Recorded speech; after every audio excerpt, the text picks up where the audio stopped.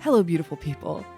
You're listening to the Communal Table podcast, part of Food and Wine Pro. I am your host, Kat Kinsman, and my guest today is the fantastic George Mendes. He is a chef of Aldea, a cookbook author, a runner, and a heavy coffee drinker, which turned out to be a problem this morning. I'm so glad you're with us today. I'm really happy to be here. Totally pumped.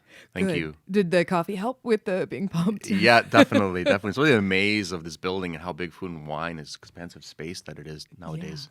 Yeah, it's fun. We have a whole bunch of sister brands in here too, and it's just, it's growing and evolving. And I'm thinking when I first started to talk with you, I was working at CNN at the time. Theocracy. Yeah, Right. and I remember I interviewed you at the Aspen Food and Wine Classic. That's right. So, I don't know what order these are going in, but sometimes I talk about the necklaces that I'm wearing.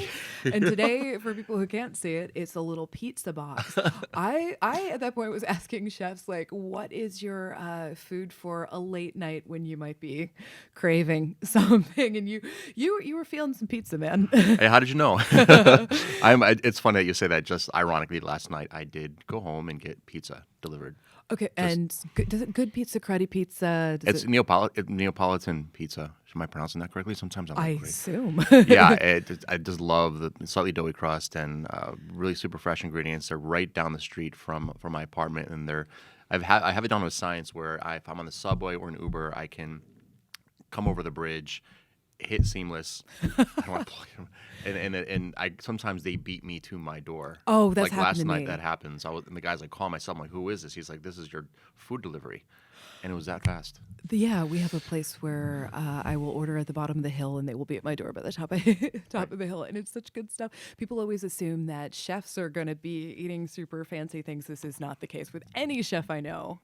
We want express. We want speedy food when we get out of work. We don't want to sit around and wait because, especially going through a training cycle that I'm in right now. Hobbling along a little injured for training for the London Marathon, but it's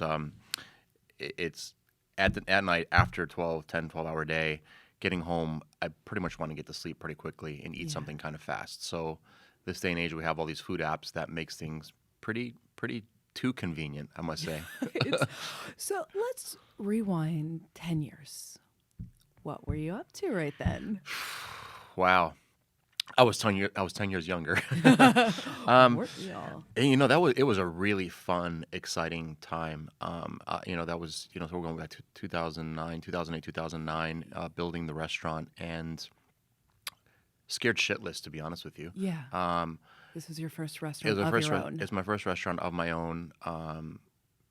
Creating an identity, creating my own voice. I remember sitting down at a table with my partner and people calling us crazy because at that time, 2008, 2009, we're in economic crisis, the recession, and everybody was saying to us, you guys are crazy for opening a restaurant right now, and I'm like, well, we got a signed lease, we've got the funding, we've got all this stuff moving forward, so there's no stopping us now. Yeah. And it was, I just had that adrenaline, and I didn't really think about, yes, I was scared, but I wasn't more excited. It was like this nervousness of being excited and getting to the kitchen and like. Finally, I had this stove that I had bought used, and I had it in storage, and I was able to now have it in this space, and I was just ready to cook. And it had been an 18-month search to have this restaurant and to open it, and I was excited. I was super excited. It was like I remember making a makeshift table out of plywood and sawhorses, because it was just still a construction zone, and the restaurant was pretty close to being finished. And a dear friend of mine, John Sconzo, wanted to have his birthday party. He's like, I want you to cook at my birthday party. Can we do it at Aldea? And I was like, well, I don't have gas. We've got electricity, so technically I can cook on the plancha. And that's what we did. It was that kind of a thing happening, and the team and I were just so hungry to get started, to start, putting our ideas that we had on paper and putting them into real life and putting them on the plate and start tinkering with recipes. How did you always know that you wanted a place of your own? It's funny. It was around 2006, 2007 when I was a chef de cuisine at Tocqueville. Oh God, I didn't Yeah. know that. I loved Tocqueville. That was a that really special place. And I Yes. remember thinking like, why aren't more people raving about this place? It's still so under the radar. There's a Yeah. magnificent fine dining French-American restaurant right off Yeah. of Union Square. And, that's where I really started to define and soul search. And, I was there for almost 4 years, and it was a period of finding out what I wanted to cook, simply Yeah. stated. It's like, I had trained in France and in French cuisine and, years at Boulet and traveled to Paris and worked in Spain. And then, of course, had my childhood upbringing Yeah. that was so rich in culture and Portuguese food. And Tocqueville was a kind of they allowed me to start tinkering with specials and like plugging little holes in the menu with like all these dishes. And then I got to a point where I was like, okay, here I am. It's 4.5 years in. What's next? Yeah. And what was next for me? I kept asking my questions like, do I want to find a position as a chef somewhere else in a hotel or another restaurant? And I started to research that and toy around with that idea. Then I was like, or do I try to make a really big leap and stand on the edge of a cliff and try to find Right. partner, raise some money to try to open a restaurant, and whatever that may be. And I met with someone who just says, you should open a Portuguese restaurant. There wasn't at that time a whole lot of that. I remember there was one Portuguese place that I would go to. I don't remember the name, but it had something about bread in the title. That was Pão, P-A-O. Yes. Yes. I love that. And I didn't grow up with any sort of Portuguese food around me. And I started getting used to those flavors and loving them. There was the chorizo, the saffron, was it like little shellfish? And I just remember thinking like it was sort of, I always say like when you open up the door to Narnia and you open up the wardrobe and there's this whole world back there. Yes. Yeah. Pão definitely represented a Portuguese cooking in a very rustic, honest, authentic way. It was a very tiny restaurant Yeah. that, like you said, exactly what you described. It was textbook Portuguese cooking. Yeah. And I remember going there in 1996 for the first time when the think it was original probably Boulet had closed Right. on Duane Street. I remember with my girlfriend at the time, we went out and I discovered there was this Portuguese restaurant called Pão. We're like, what? It's a Portuguese restaurant in Manhattan? We're like, yeah, it's on the outskirts of West Soho, blah, blah, blah. Let's go. So I went and I sat down and we had the cataplana, which was that copper vessel that you put all the shellfish in and it closes and you Yeah. put on the fire and it cooks like a steamer, Yeah. basically. And I remember having that dish and it was very homey and it took me right back to being in Lisbon, to being back home in Connecticut at gatherings at the local Portuguese American club and having Yeah. these rustic Portuguese dishes. I wonder why it is, because New York, we always think of it as this great bastion of all different kinds of cuisines, and some are very underrepresented, where they're sort of default in other, like not very far away. I know in Newark there's a Yes. pretty huge Portuguese Yes. community. So what do you think was getting in the way at the time? Is that a funding thing? It's still something that I had a discussion with someone just yesterday. I think it has a lot to do with the immigrants and what the Portuguese American culture, or let's say community that that exists in Newark, New Jersey, Yeah. but is very small or almost non-existent here in New York City. Yeah. Whereas if you look around, you go to Chinatown or Little Italy, you have this big influx of Italians, right? And I think that's the whole immigration of Italians coming to the city created this community and created Little Italy and created all these Italian restaurants. I don't think that the Portuguese had that same impact or had that same, flood of people coming into New York, and I think that has a little bit to do with it. But that's not to say that it's. I think there's a very bright future still for it. Oh. Where you're going to see more and more because of high. I mean, Yeah. I'm not being biased here or No, anything, you've but been right at the forefront of this. it's Portugal's hot right now. People are traveling to Lisbon Yeah. and going to the south and the Algarve and what we like to call the Portuguese Riviera. So I think there's a lot of Portuguese chefs in training right now that I predict in 5 to 10 years is just going to go. I'm It's gonna, knocking on this table with hope. I hope and I love to see that. And Lisbon right now, I go there very often, almost every month, and it's Really? and it's like to see the evolution, the evolving of the food scene in Lisbon itself, from the traditional is still representative, the classics are still representative, the grandma cooking is still there, and then you have this whole wave of young chefs that are creating their own identity, that are cooking this really exciting food at a moderate price point, and it's just a really fun scene, and it's doing the same kind of thing that. You're taking Portuguese recipes and tweaking them, and then they're creating their own voice and present them in a modern way. And the depth of flavor is there, and it's just exciting to see this all grow. I think that's I'm so excited for what happens next in that. Yeah. So at that time, you're doing a couple of scary things. You're opening your first restaurant, and you are out in the first wave of teaching New Yorkers who might not have a vocabulary for Portuguese food what that is. So what's your fear point? It's funny. It's crazy. When we first, I remember sitting down with a company that was going to do our PR and trying to put together this bio, what is Aldea and what's it going to be and who am I?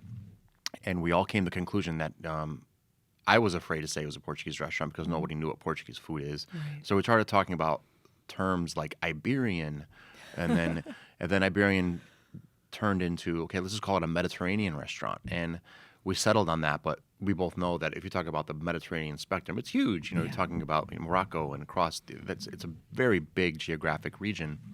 So I kind of just let it go, and I don't remember exactly what the terminology was and how it was all released. I just went back and we opened the restaurant, and then we were reviewed very quickly by New York Magazine, Mr. Adam Platt, and then soon after Frank Bruni with the New York Times. And it was Frank Bruni who right out the gate kind of said that Aldea is a Portuguese restaurant, and the title of the review, I'll never forget, was From Lisbon with Friends.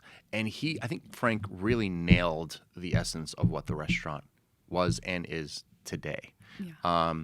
And so that full circle is like, okay, well, we didn't want to call it a Portuguese restaurant, but the critics are calling it a Portuguese restaurant. So there it is. And and at the time, and even today, and I think what drives us is the free spirit of what Aldea is. We're not a traditional Portuguese restaurant. And I always try to tell customers, and we do have people that come from Newark and the older generation. They're like, going to ask about that pressure to represent. Or they're going to be like, well, this doesn't taste like my grandma. Yeah, there was a little bit of that here and there, but I always communicated and expressed and clarified that Aldea is, quote unquote, not a Portuguese restaurant by definition. It's a Portuguese inspired restaurant with a French technique, but with a free spirit. And what I mean by that is, like, I was training at Tocqueville. I was a block away from the farmer's market. So yes, there was that farm to table thing going on. And what I wanted to do at Aldea was not have my hands tied to say, okay, we have to do this repertoire of Portuguese dishes and Portuguese cuisine. And we were having a really fun time doing our dishes. Whereas I was fresh from a stint at El Bulli in Spain. Yes, you come back with your head full of gels? A head full of creative juices flowing and like no rules and like all these new techniques and working with different, what they call, I hate the word and we all do, molecular gastronomy, but just different tools in our toolbox of execution and techniques. So the menu had an influx of that. And then it had really, and again, just to go back to what Frank Bruni wrote in the New York Times back in 2009, it was this, almost like this pot of soup that had all these ingredients thrown in of techniques and, rustic Portuguese flavors of just simple garlic, olive oil, paprika, lemon, parsley, and cilantro that was straight out of Sunday afternoon at my mom's house. Yeah.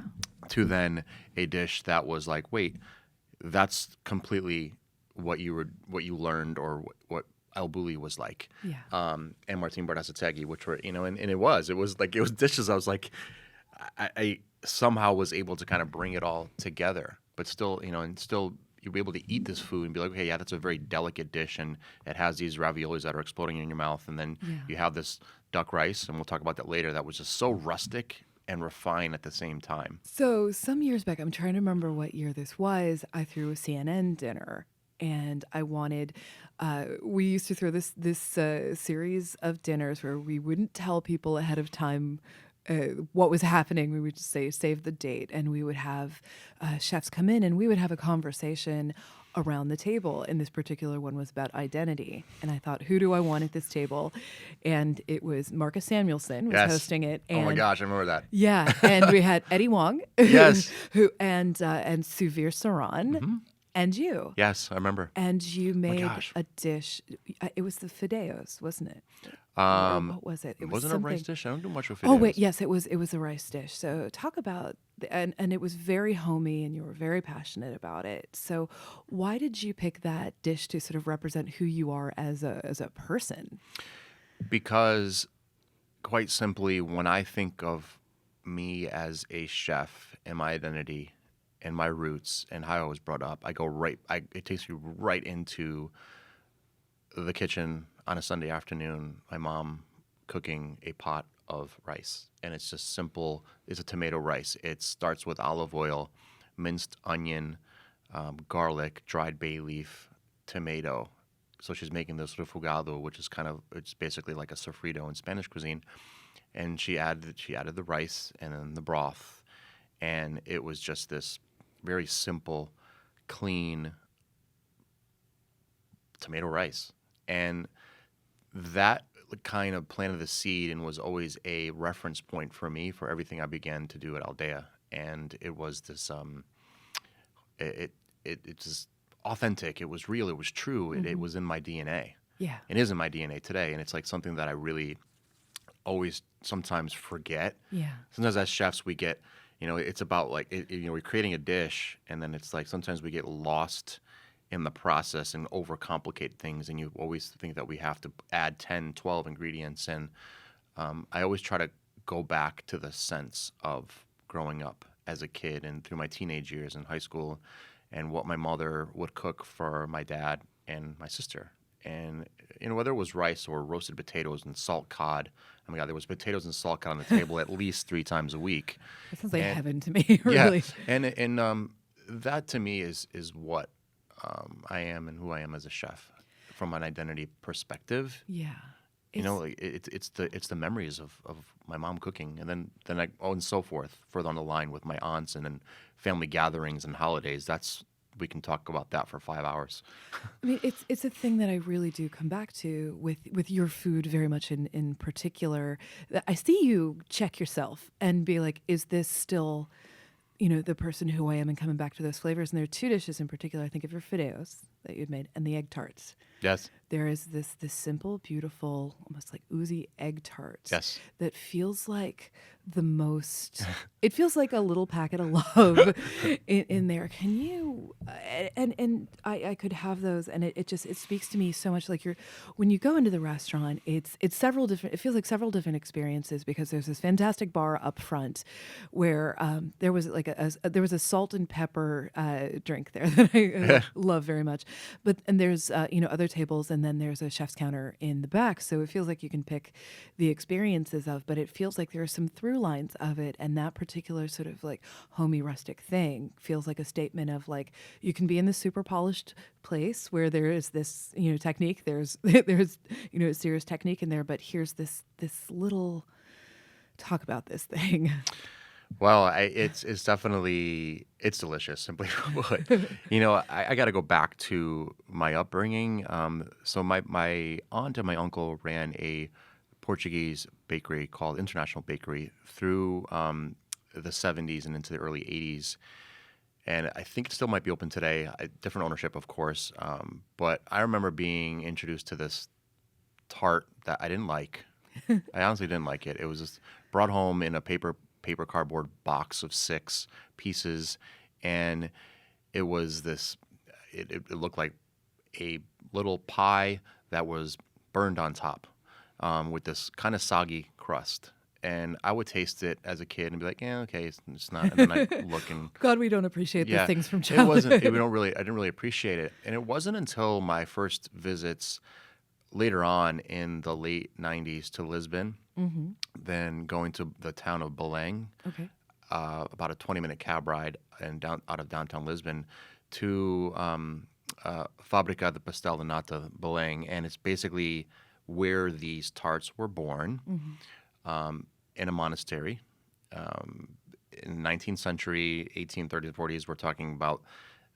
So a quick little tidbit on that is the nuns in this monastery used to use egg whites to starch their clothes, and then they would result in egg yolks. And then they're like, what are we going to do with these egg yolks? And basically they started to create these pastries. The monks began to create these Portuguese desserts using yolks, and then there was sugar, and then this tart was born then by making this pastry crust, the dough, and it was rolled out, and you put it in a mold, and you pour the custard of eggs and sugar, and you blast it in the super hot oven for about 10 minutes, and that's the egg custard tart. That's that's how it was born back then. So when I went to that place in Lisbon, probably around 1998, 1999 for the first time, and I look at these things, and there's a big line outside, and you walk in, and there's just shelves of port wine, and you can smell these things coming out of the oven, and people are dusting them with cinnamon powder and powdered sugar, and they're all standing up and eating these things. I'm like, okay, I want to try one. And I look at them like, well, these look really familiar. And I remember eating it for the first time, and I was like, oh, whoa, wait, this is nothing like what I was introduced to the crap back home. Oh my God, like that And Madeline moment. But yeah, it was exactly. It was a Madeline. It was like a souffle moment. It was like this warm, oozy chocolate cake moment. You know, it's like or a beautiful chocolate chip cookie. It's like, this is delicious. It was crispy. It was runny, slightly runny in the middle. The flavor was intense, and the cinnamon came through, and it was just. I was like, just stop for 1 second. And I remember being with, I think it was with my sister and my cousins, and I just looked. I'm like, this. I remember like, well, this is nothing to do what we ate on East Liberty Street back in Danbury, Connecticut, in in 1985 for the first time. It's totally different. And at that time, I was still training. You know, I think I was at Boulay, and I went back to New York City, and it stayed in the back of my mind. And then fast forward, to it was when I had actually Lupolo was when we started to really bake them here, and as simple as they are, they're very difficult to do right, to get it right, because it's about the dough, it's about oven temperatures, it's about the proper custard and the ratios. So it took a lot of time, and sometimes we still tinker with it today. As simple as that dessert is, as delicious as it is. It's funny looking at your face right now. You're like glowing. I wish we brought some. oh my gosh, they really are just such a statement of self, and then you look at it and it looks so humble and so. But Yes, it just very like, humble. kind of epitomizes your cooking to me, that there are like the surprises in there. Yes. It's a really truly beautiful thing. Right. And so when did you start cooking in New York? I started cooking in New York City in 1994. Okay. I was after culinary school. I was working at the Stonehenge Inn in Ridgefield, Connecticut, cooking classical textbook French food. Literally tourneing vegetables in buckets of potatoes. I mean, this was as classic as can be, and making hollandaise and making beef Wellington. I mean, it was more Americana, touches of Americana dishes as well, but. There was I went to a local cafe, and I saw that there was going to be a cooking class in New York City that I wanted to go visit, and it was when I was first introduced to David Boulay. At the time, I took a job working at Tropica under Chef Ed Brown, and he hired me as a butcher. And I was like, did you know how to be a butcher? No, not really. I had a slight nag for it, but I was wasn't trained. But it was not only butchering, but mostly fish from all over the world, and Hawaiian fish. So I got, had an opportunity to have being immersed in the world of seafood and filleting small fish to big fish. So it was a great learning step. So I spent so much time just cooking and techniques at the stove, and very little time just staying away from the stove and like in this little refrigerated area and just butchering fish all day. So, but at the same time, let's 90s kitchen culture Yeah. in New York City. That is a rough damn place to Yeah. be. Yeah. And I've talked about it with a lot of people. There's some behavior that we can look at now that is, and it was a cultural thing coming from the European kitchens of speaking to people abusively, of physical trials and all that. And I feel like people are finally starting to come up for air and model different behaviors. Can you talk about your journey? You don't have to name names necessarily, but kitchens you've been through, what you had to learn and unlearn. Yes, the '90s were a different period, and in part of early 2000 as well. It was this aura or just way of life or way of kitchen culture where yes, you were always afraid to get yelled at. You're always like trying to keep your head down and do your job. But I mean, I was brought up in environments where I had both exposures. A quiet atmosphere. There was a time, and especially what specifically stands out to me, my time in Spain, where and in Paris, where there was a lot of yelling. Where if there wasn't yelling, then the people that weren't yelling got yelled at because you're supposed to be yelling. It was really silly, and it was you walked into this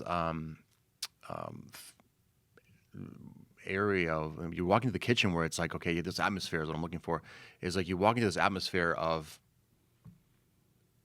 fear in a way, Yeah. and focus and quiet and calmness, but at the same time, it's like I remember back then it was like we were excited and we wanted to learn from these masters, but at the same time, it was just this. Okay, what are we going to yell about next, and what can possibly go wrong? And There was always something that went wrong. And I think that, looking back at it now, it's like so foreign to me. It's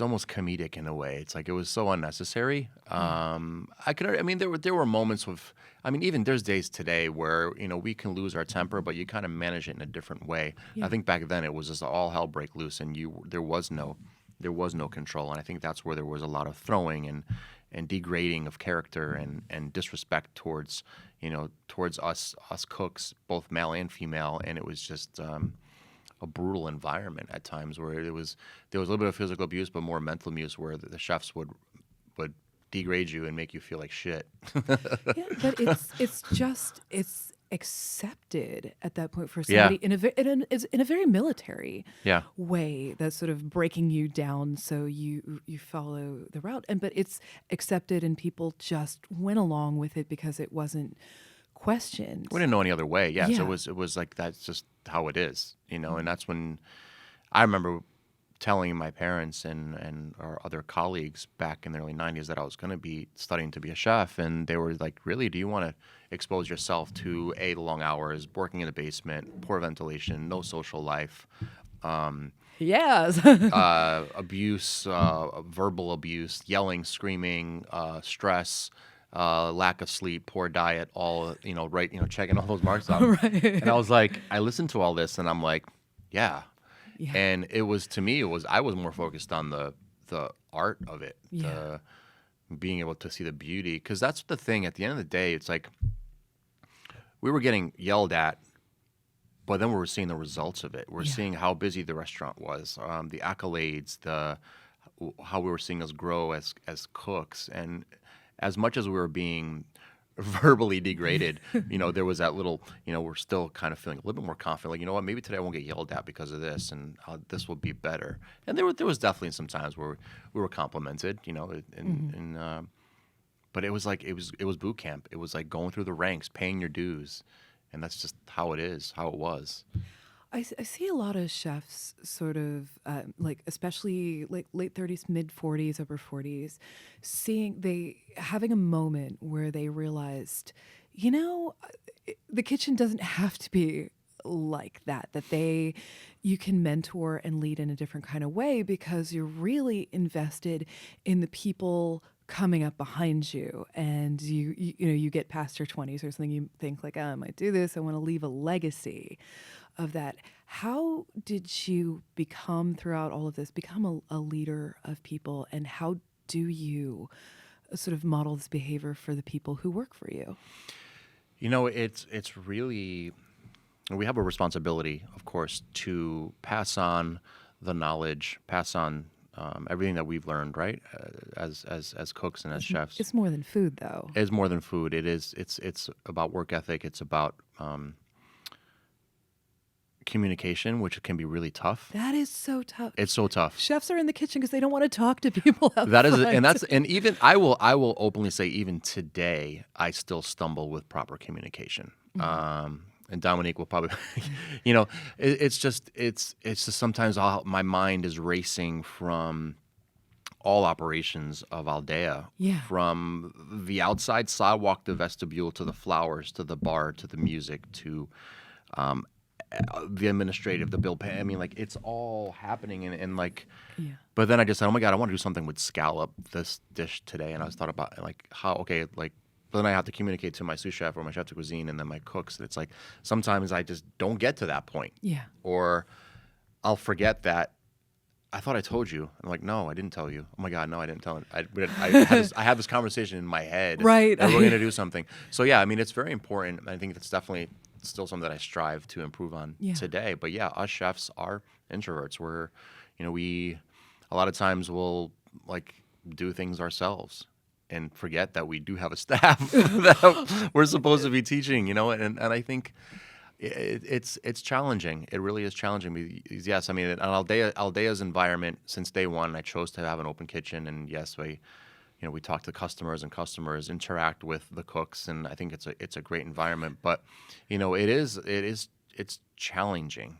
Yeah. It's a challenging aspect of mentoring, of teaching, of being that leader, where it isn't easy, and it's not, and a lot of times it's not taught. Sometimes you gotta figure it out yourself, and you're gonna have 150 reservations, and you have to orchestrate your team and make sure everybody's ready and get it right. I mean, we make it happen, and I think I'm so grateful for the team that I have at Aldea throughout the years. Today, 5 years ago, 10 years ago, that we've had kids, women and men that have come through and that we have today that are amazing. Yeah. I mean, I think they're really amazing. They're ambitious. They want to learn. I'm giving them a voice to create, and that's one thing that I can stop for a second and say that one thing that I'm proud to say that I've learned to do is give them an opportunity to put something on a plate themselves, and taste it and make it, maybe either it makes it onto the menu or we talk about it and we tweak it. That, I think that to me is important. It's stuff that I want to keep growing on. And I think that if we as chefs or myself as an individual in Aldea, if I don't give them an opportunity to apply what they're learning or experimenting, because at the end of the day, it is about technique and fundamentals. And then it's harmony of flavors and seasoning.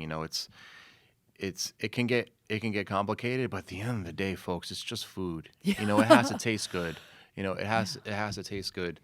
And yes, it has to be that sense of creativity. But at the end of the day, like, for me, deliciousness is a lot more. Deliciousness and technique and temperature is much more important than it being like a super creative, intricately tweezered food on a plate. Which we do, but the number one thing, it has to be delicious. And I think that is what I try to do at Aldea, is whether I create something or my team creates something, is we always ask ourselves, does it taste good? Yeah. And then we talk about, okay, is it interesting? And then we ask, why? Why is this dish this? Why? What's the approach? What's the idea? What's the theme? I come out of there eating your food, and I feel really happy. I don't think I've ever. Thank you. That's awesome to hear. I don't think I've ever left there feeling anything other than joyous. Cool. Thank you. That means a lot. That's awesome. It's really very true, and and it comes through in the team too. Because I know that mentorship is so important to you. There's a question that I am asked a lot by chefs and stuff. How, when you see somebody who works for you, and they're not in a good place. You can tell that there's something on their mind. There's something, some situation. How do you address it with them? Like, hey, I'm worried about you. You're off your game. You're whatever. How do you take care of people when it's not just the food? It might be showing up on the plate because of that, but how do you spot that and have the moment with them?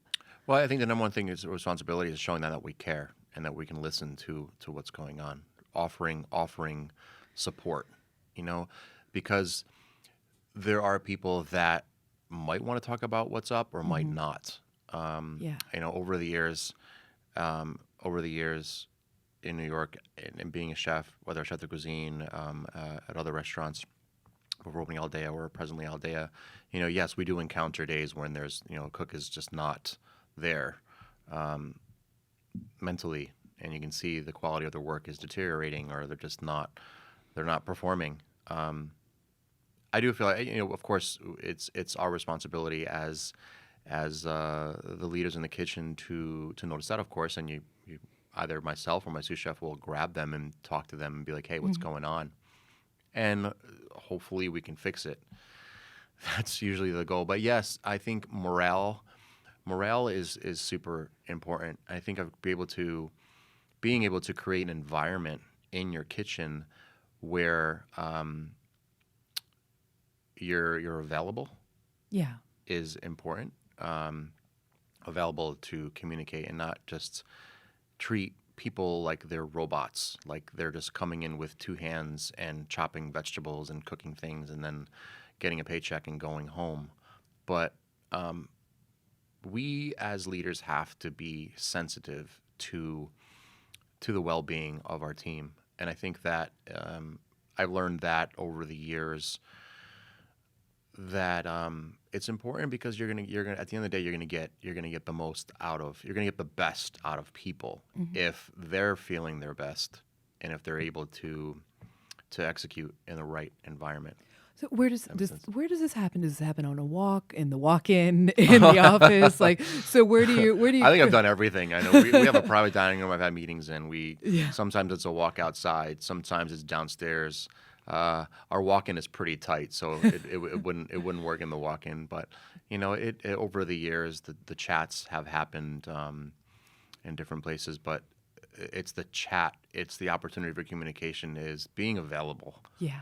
Being available to me is the number one thing. And as busy as my schedule is, both inside and outside the restaurant, I have to say that I always tell my cooks, no matter whatever it is, not only my cooks, but also my entire, every soul that works at Aldea, I've always said, anything you need to talk about, just grab me. Text me if I'm not in the premise, or say, hey, chef, I want to talk to you. I mean, I have that responsibility to be available. Yeah. Period. It has to be that way. Yeah. It has to be that way. That is a responsible way to approach that. Because I've worked for people that it's like, yeah, you're a cook, you're a sous chef, you need to perform and you need to execute this menu, and I don't really give two shits about how you're feeling. Yeah. Just give me the halibut cooked perfectly, the shut up seasoned and cook. properly. Yeah, the shut up and cook aspect of it all. I've been there, and you plow through it, and then you end up you pay your dues there, and you move on, and you get more of it somewhere else, or you don't. But I think this day and age it's different. I think this time it's changing. It's changing. It's changing. The industry has changed in many ways, and I think back from culinary school to where I am now, almost 25 years, whatever, do the math. But the industry has gone through a lot. It really has, and I feel like that seeing young chefs as a totality of humanity is really the way forward. And you had to talk your staff through shutting a restaurant, which, can you talk about how much that sucked? Awful. Sorry to bring this up, but no. Need to hear this stuff. It's fine. It was heart-wrenching for me first to accept the fact that I had to close a restaurant. It was real estate related. It was real estate related, and sitting down with my partner and talking it through and looking at the table and saying, okay, we have ego and then we have business decisions, and it was like I had to let go of the love, the ego, the craft, Yeah. It's a the beautiful pride, restaurant. and all that stuff because of this fucking business thing, and it was like, or this real estate thing, and it was really, it was angering, it was frustrating, and all of that. But at the end of the day, it's like I can be very spiritual and religious. I think when God closes a door, He opens a window, and I know that window will open again. Yeah. And yeah, it's been a little over a year plus since I've closed Lupolo, but I since then I was, that gave me an opportunity to revisit Aldea again Yeah. and say, okay, hey, where we are, and it's a 10-year restaurant, it's beautiful, and it's still my baby, and it Yeah. gave me an opportunity to like come back to that full time again and really refocus on it and do it. And just today, just this morning, I was there at like 9:15, and I just stopped for 1 second, and I was the only one in the kitchen. And I was like, I really love that restaurant. Yeah. I'm always gonna love that restaurant, and I think that. And I was playing around with it. I started planting the seed for a new dish, and I just got a wonderful bag of oats from Wild Hive via Upstate Farms, and it was just I just had this moment where it's like I just love doing this. Yeah. I love doing it. So, yes, I closed Lupolo, and Did you bring people over? Were you yeah. I was able to Okay. bring people over to Aldea. I mean, Aldea is not a big restaurant. We're only a staff of 10 in the kitchen, but I was able to plug some people, and I was able to recommend and set people up in other locations. Those that wanted to. That's great. Some people moved, and some people went in different directions. But yeah, it was a bummer, but I know that we will do something again. I during this time of reflection and break and just having Aldea right now gave me an opportunity to really revisit what it is that really makes me happy. Not only as a chef, but as a human, as a man, in like my personal life, and like thinking about where I want to go. What quality of life I want to have, and it's Yeah. like, do I want to have that empire of restaurants? Maybe, sure. I mean, there's that financial aspect of it, but then there's also everything else that comes with it. God only knows where I'm going to go from here, Right. right? But if I'm able to cook and execute a craft that I love, whether it's one restaurant, 2, 3, or 5, I don't have a numerical application to it. For me, it's more about waking up in the morning, trying, being healthy and teaching people and making sure that my staff is happy, and being able to provide for them, and then nourish my customers. I think that's to me is the most important part of the puzzle, and when we open something else again, it's going to be the same thing. It's going to be me applying, making sure that it's a great space, making sure that the concept makes me happy, and because I need to be fulfilled. It's a little bit of a complicated puzzle where it's like, okay, you have to give the customers what they want, and you have to feed the demographics and be that neighborhood restaurant and all that stuff. But at the same time, I have to be happy myself. Yeah. And my staff, I have to put everything together and make sure that the staff is happy. So, to talk about, the closure was a bummer, but then it's also, I was able to grow at the same time, and it gives me an opportunity to reflect, and I travel, and I have a lovely girlfriend, and I just I'm thinking about what my future is like. Yeah. That's important to me. Selfishly, I want to say I would just want to walk into somewhere that smells like that restaurant again, because the smell was beautiful. I love the scent of it. The beauty of a wood fire. It was gorgeous. How did running get you through? Running is so fundamental to you. Was that part of the bridge? When I'm not injured. Right. But you said you're training for a marathon. But is that part of the sort of bridge through? Yes. When I opened back in 2015, when I opened Lupolo, I was at a point in my life that the industry had beaten me up. I think the stereotype that we fall into of the socializing and staying out late night, drinking and partying and all that stuff, it started and burning the candle on both ends and sleeping very little and push. It was like that constant thrive. I just got to a point where I just hit a wall, and it was like, and my girlfriend at the time was just like, you can't keep going on like this. eventually, this is deteriorating everything around you. And it was a conversation with my mom. My dad passed away as well. He wasn't able to see lupullo, and he knew about it. And I just remember I remember being on the phone with my mom, and it was just like this light bulb went off, and I just said, okay, I got to turn a corner now. What's next? And I wasn't feeling well, and I just knew that I had to change how I was living my life, period. Yeah. And it was diet. It was the staying out too late, not taking care of my body, drinking heavily, the stereotype of a chef, and it was like, it was at the time I went for a small little run in Central Park. It was a 5K, and I ran a mile. I remember stopping and saying, oh my God, I'm going to have a heart attack. And That first one, I can't even. It was that first one. It was like, no, don't stop, keep going. And I went, and I ended up finishing the race. And then I went to Aspen. I finished the race. Amazing. Yeah, finishing was huge. And I finished the race, and then I went to Aspen a few months later for the classic, and I did a 5K. Yeah, right? I always think people are nuts who do that because the altitude. It was crazy. Oh, completely crazy. But I remember being out there, and it was a second race, and I remember doing that. I didn't stop at all. Didn't walk, and ran it. And then it was this stupid little Nike app called Nike Run Club. Oh, people love that. And it's amazing. And then I was with my cousin Diane back in Connecticut over the weekend, and she showed it to me, and then we went for a run. And then that was it. That's your thing. And that was it. And that's what that planted the seed. And I just started forming new habits, new things to do with my spare time. The very little spare time, right? Right. And don't get me wrong. But is that how you charge your battery? Yes. Yeah. And I think it was the sense of accomplishment of finishing a race, a sense of accomplishment of setting out on a race, setting out on a run, not a race, but just in the neighborhood and saying, okay, I'm going to go out and run 3 miles. I'm going to go out and do 5 today.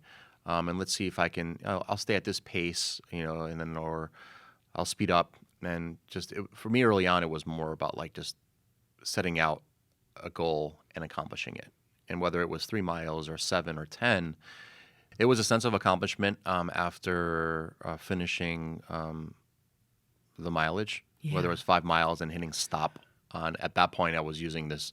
I had the big bulky phone on my arm, with a band on it, and it was like, oh, you stop. and I both have these. And then I had the earpiece and the Nike, like it was kind of like a Siri application, and she would say, "You have finished 7 miles," and it was just like, it was pretty cool. Yeah. And I was like, I'm going. This is going back 4 years ago now, and that's kind of how it started, and it was that new sense of accomplishment, and it started to feed my energy level. It started to give me clarity of mind. It started to, as we know, any kind of athletic or cardiovascular activity is a natural antidepressant. It fires up your endorphins. It increases your serotonin. It just does all great things for your mental state.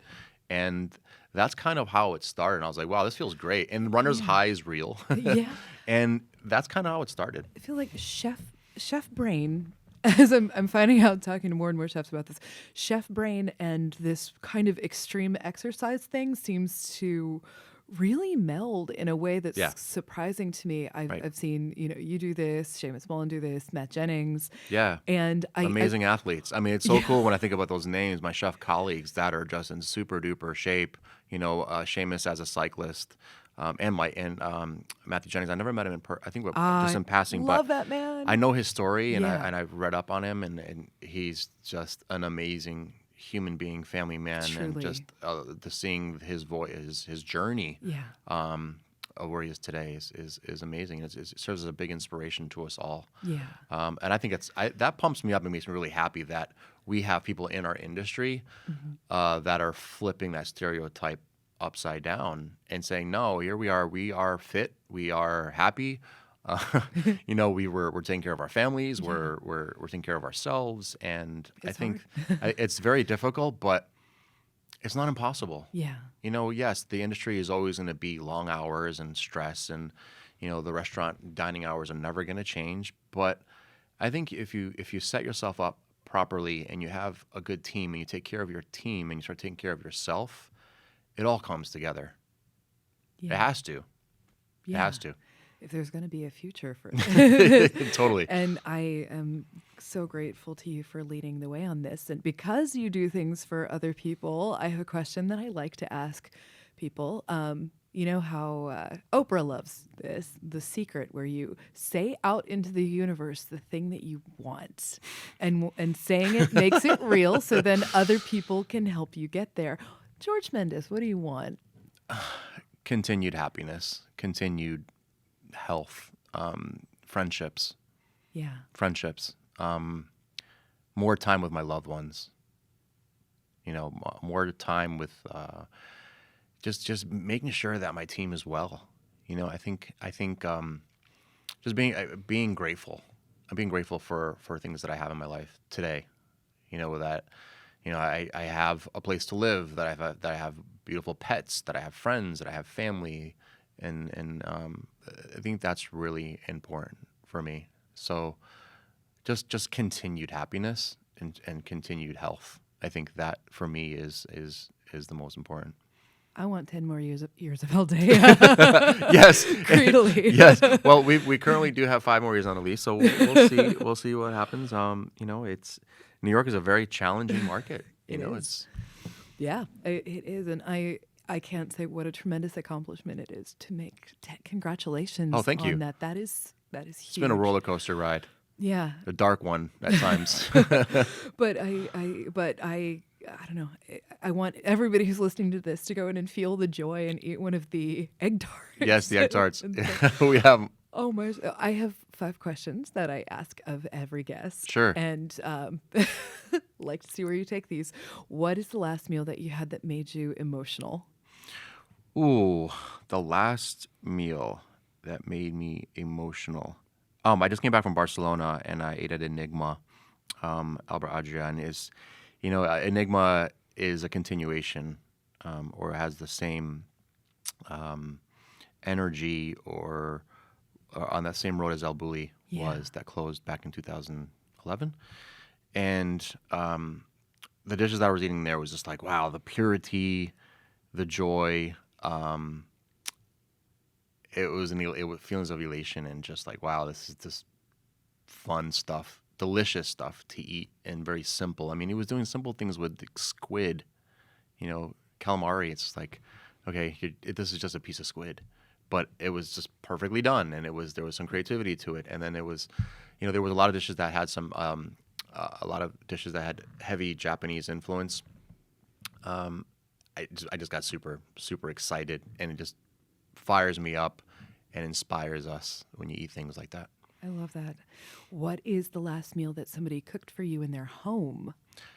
Last meal that somebody cooked for me in their home was my friends Gerard and Lourdes. Believe it was a pasta dish. Or no, we were outside on the roof deck, from what I remember. That one sticks out the most. But actually, in addition to that, was over the holidays. Who cooked for you? My mother and my sister. Oh, people don't like to cook for chefs, but family does. Yeah, yeah. And my mom is always, my sister, actually, my mom is always better than me in everything she cooks. I'm supposed to say, I have to say that, right? Did she do a guest stint at the restaurant? It's funny. She's been in the restaurants. Yeah. Really? Oh, yeah. And how does she feel about? She would say, "What is that?" My mom's famous words. What is that? What is that? What is that? Oh my! I kind of want to eat her food now. Yeah. What's your comfort food? There's a lot. I'd love toast coming out of the oven, smothering it with almond or peanut butter and some jam, and sometimes it's butter. That's my earliest food memory as a child. Yeah. We used to have these Portuguese, they were called grinders, which was kind of like a hoagie. And my babysitter at the time, I'm going back to in the 1970s, and it was bread that was sliced, smothered with butter, toasted in the oven with the butter. This is a very important step. It toasted in the oven with the butter, and it would come out, and I could still smell that aroma. And for me, that's the most ultimate comfort food for me is toast. That sounds so good. What musician, this is also putting it out into the Oh, my universe, God. what living musician would you want to cook for, and what would you cook for them? Well, I'm super obsessed with a band called Tame Impala right now. Oh, yes. They're crazy amazing. They've been out for a Yeah. while. They're in this genre called psychedelic rock, indie band. And oh my God, my Get on brain. your leopard, I believe is. Yeah, I mean, they're the lead singer. It's not it. Tame Impala is a one-man band. I didn't know that. And I forgot. I'm drawing a crazy. If someone can shout out his name right now, I'd be so happy. Australian, and he plays every single instrument, Yeah. writes his own songs, does everything, and then when they tour, he's got other artists come in from another band called Pond, and they do a show. Ponds, that goes back a minute. Yeah, Pond. Pond, and I would love to sit down and break bread with this guy, and he's a genius. He's a musical genius. His music is crazy addicting. Yeah, it has a psychedelic genre, but it's also it's poppy, it's dancey at the same time. I don't know. This is an example of someone who is evolving as an artist. And I kind of like it resonates with me because we as chefs also have to evolve and grow as artists too. And I think it's just amazing to listen to, and I'm gonna go watch them play in Atlanta in May, and pretty pumped for that. So that's someone who I would want to sit down and have a meal with. Hey, Tame Impala guy. Tame Impala, so awesome. And a final question. You have 5 minutes for self-care. What do you do? 5 minutes for self-care. Uninterrupted. Long shower that leads into a soaking in Epsom salt bath. Yeah. You were the second person in a row to invoke the shower. Any products or anything? Just a good. I like the different brands of soaps out there, but what I'm really into right now is Le Labo makes a great. Oh God, that Le Labo smells- makes a great shower gel soap, and I gotta be honest with you, like the Epsom salts. There's a few. There's a Vino that is just great. There's like an oatmeal one or whatever.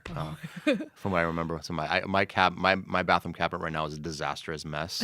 Like I open the door and everything just falls out of it. But it's those things are, for me, the ultimate relaxing, especially after coming back from a run. Yeah. Like a long run. When we're training, we have this long run once a week where you can do anything between 10 to 21 miles. When you come back from that, A, you're hungry, B, you want to shower and just sit in that room for a half an hour and just come back to life, because it's so grueling. It's exhilarating. You're high off the run, but being able to take a shower and soak is awesome.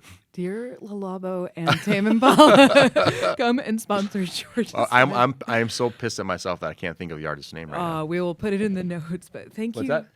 Kevin Parker. Damn it. See? I know that. Thank you. Yes. Kevin Parker, man. Let's come to Aldea. Let's chat, man. You're fucking awesome.